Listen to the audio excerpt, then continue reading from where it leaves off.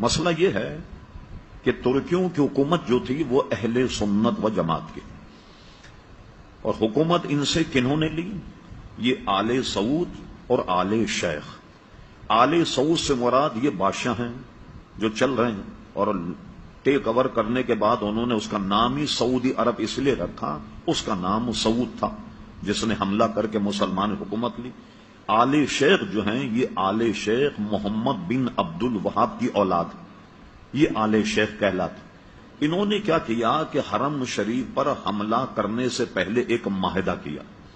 معاہدہ یہ ہوا کہ ہم مل کر کے کعبے پر اور مدینہ شریف پر حملہ کریں، جب ہماری حکومت بن جائے تو یہ ہمارا معاہدہ ہے کہ آل سعود تو ان کے ہاتھ بادشاہت ہوگی، حاکم یہ ہوں گے، اور آل شیخ جو ہیں ساری مذہبی معاملات کو یہ ڈیل کریں گے، ان کی قضات ہوگی، ان کے قاضی ہوں گے، امام ان کے ہوں گے، مدرسے ان کے ہوں گے، محدث ان کے ہوں گے، مفتی ان کے ہوں گے۔ یہ دونوں میں یہ معاہدہ ہوا، اور اس معاہدہ ہونے کے بعد انہوں نے مدینہ منورہ پر چڑھائی کی، مکہ مکرمہ پر چڑھائی کی۔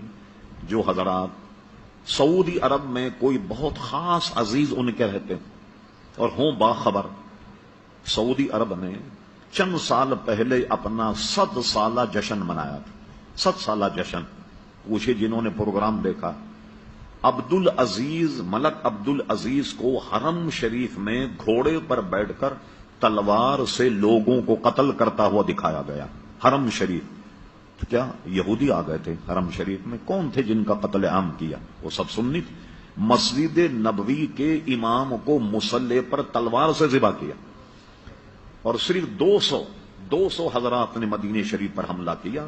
میں سن 77 میں پہلی مرتبہ مدینہ شریف گیا، قطب مدینہ حضرت اللہ مولانا ضیاء الدین صاحب مدنی رحمت اللہ علیہ کے یہاں 40 دن رہا، معاملات سنتا رہا، تو انہوں نے بتایا کہ صرف 200 آدمیوں نے حملہ کیا تھا مدینہ شریف، اور وہ اتنے پکے دیندار سنی تھے ترکی کہ جب انہوں نے حملہ کیا انہوں نے ہتھیار ڈال دی، اور یہ کہہ کر ہتھیار ڈال دیے کہ حرم رسول میں ہم قتل نہیں کریں گے۔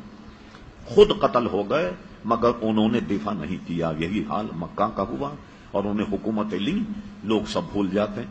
ہوا یہ کہ حکومت لینے کے بعد سب سے پہلا کام کیا کیا انہوں نے؟ یہ بات ہے 1925 کے بعد کی 29 تک اور 30 تک ان کا آپریشن مکمل ہوا۔ جنت البقیع پر بلڈوزر چلائے، گیتی اور پھاوڑے سے جنت البقیع کے شاندار مزارات اکھیڑ کر پھینکا، اہل بیت کے مزارات اکھیڑ کر پھینکے۔ سب سے شاندار مزار جنت البقیع میں حضرت عثمان غنی رضی اللہ عنہ کا تھا، اس کے اینٹ پتھر الگ کر کے اس کو زمین بوس کیا۔ پھر اس کے بعد جناب انہوں نے جنت مالا کا قبرستان جو ہے اس کو زمین بوس کیا۔ یہ سارے مزارات انہوں نے ڈھا دیے، اور اس وقت کے نزدیک کہتے تھے کہ یہ گنبد خضرا جو ہے یہ صنم اکبر ہے، سب سے بڑا بت یہ، معاذ اللہ گنبد خضرا کو سب سے بڑا بت تصور کرتے تھے، لیکن ان کو وہ شہید کرنے میں قادر نہیں ہو سکے۔ جب انہوں نے جنت البقیع جنت مالا کو اٹھایا تو یہ اس زمانے کی بات ہے جب مولانا محمد علی جوہر، علامہ عبد الحامد بدایونی، علامہ عبد العلیم صدیقی، ایک صحافی تھے جن کا نام ریاض الحسن ریاض حسین تھا۔ آج سے کوئی 30 سال پہلے اخبار جنگ میں ان کا انٹرویو چھپا تھا۔ یہ وہ وقت میں شامل تھے جو ہندوستان سے سعودی عرب میں احتجاج کرنے کے لیے آئے کہ بھئی ہندوستان کے مسلمان وغیر منقسم ہندوستان تھا جس میں پاکستان میں ہندوستان، انہوں نے احتجاج کیا، اور احتجاج کرنے کے بعد ان سے سعودی حکومت نے وعدہ کیا کہ ہم یہ دوبارہ بنائیں گے۔ یہ جو آپ ان بزرگوں کے مزار پر کچھ پتھر رکھے ہوئے دیکھتے ہیں کہ جس سے یہ پتہ لگ جائے کہ یہ حضرت فاطمہ کا مزار ہے، یہ حضرت امام حسن کا ہے، یہ اسی وقت کی برکت کہ یہ پتھر لگا کر انہوں نے ایک طرح سے نشاندہی کر دی کہ یہ ان کے مزارات ہیں، لیکن اس کے بنانے کا وعدہ انہوں نے پورا نہیں کیا۔ حضرت خدیجۃ الکبریٰ کا روضہ جنت مالا بہت شاندار بنا ہوا تھا۔ کسی صاحب کے پاس وقت ہو اس فقیر کے پاس آئیں، وہ تمام آپ کو میں فوٹو دکھاؤں گا کہ جو اس کے ڈھانے سے پہلے جنت البقیع جنت مالا۔ اب بتائیے ایسے حضرات جنہوں نے ہزاروں مسلمانوں کو تحقیق کیا، کعبے پر قبضہ کیا، مدینہ شریف پر قبضہ کیا، وہاں ہم لوگ کہتے ہیں سب بھول گئے، آپ ان کے پیچھے نماز کیوں نہیں پڑھتے؟ تو اس لیے ہم ان کے پیچھے نماز نہیں پڑھتے کہ وہ عقیدتاً ہم اہل سنت و جماعت کو مشرک سمجھتے. اب بتائیے کہ جو اہل سنت کو مشرک سمجھے کیا اس کے پیچھے نماز پڑھیں گے آپ؟ اس لیے ہم نماز نہیں پڑھتے. اور اس پر کسی صاحب کو اگر تاریخ حقائق کا مطالعہ کرنا ہو، ہمارے بہت بڑے علامہ گزرے علامہ مفتی عبد القیم قیوم صاحب رحمت اللہ تعالی علیہ، ان کی تاریخ نجد و حجاز کا مطالعہ فرما. چلیے تو ہم مولویوں کی بات ہے. محمد بن عبد الوہاب کیا تھا؟